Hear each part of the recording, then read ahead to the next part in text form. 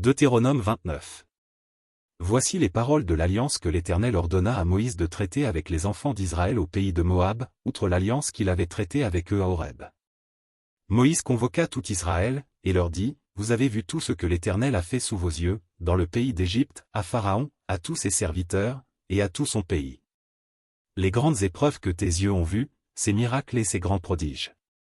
Mais, jusqu'à ce jour, l'Éternel ne vous a pas donné un cœur pour comprendre, des yeux pour voir, des oreilles pour entendre. Je t'ai conduit pendant 40 années dans le désert, tes vêtements ne se sont point usés sur toi, et ton soulier ne s'est point usé à ton pied. Vous n'avez point mangé de pain, et vous n'avez bu ni vin ni liqueur forte, afin que vous connussiez que je suis l'Éternel, votre Dieu. Vous êtes arrivés dans ce lieu, Sion, roi de Hesbon, et Ogé, roi de Basan, sont sortis à notre rencontre, pour nous combattre, et nous les avons battus. Nous avons pris leur pays, et nous l'avons donné en propriété aux Rubénites, aux Gadites et à la moitié de la tribu des Manassites.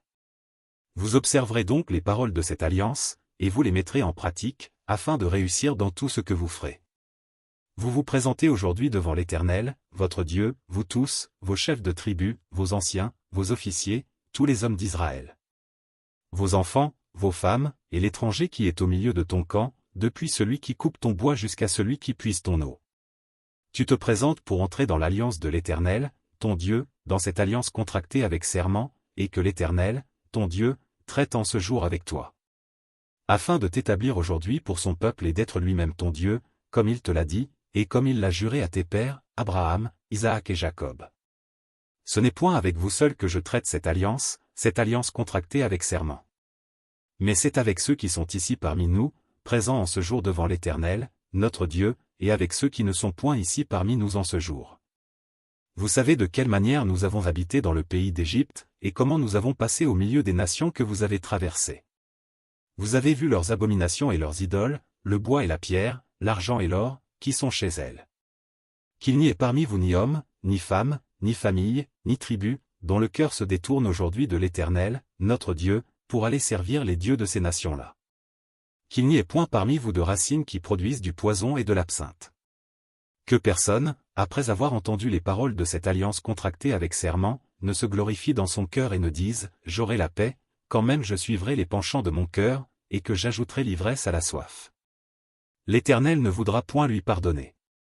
Mais alors la colère et la jalousie de l'Éternel s'enflammeront contre cet homme, toutes les malédictions écrites dans ce livre reposeront sur lui, et l'Éternel effacera son nom de dessous les cieux. L'Éternel le séparera, pour son malheur, de toutes les tribus d'Israël, selon toutes les malédictions de l'alliance écrite dans ce livre de la loi. Les générations à venir, vos enfants qui naîtront après vous et l'étranger qui viendra d'une terre lointaine, à la vue des plaies et des maladies dont l'Éternel aura frappé ce pays, à la vue du soufre, du sel.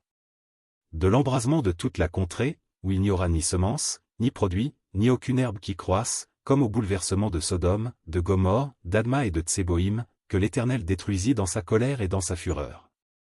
Toutes les nations diront, pourquoi l'Éternel a-t-il ainsi traité ce pays? Pourquoi cette ardente, cette grande colère? Et l'on répondra, c'est parce qu'ils ont abandonné l'alliance contractée avec eux par l'Éternel, le Dieu de leur père, lorsqu'il les fit sortir du pays d'Égypte. C'est parce qu'ils sont allés servir d'autres dieux et se prosterner devant eux, des dieux qu'ils ne connaissaient point et que l'Éternel ne leur avait point donné en partage.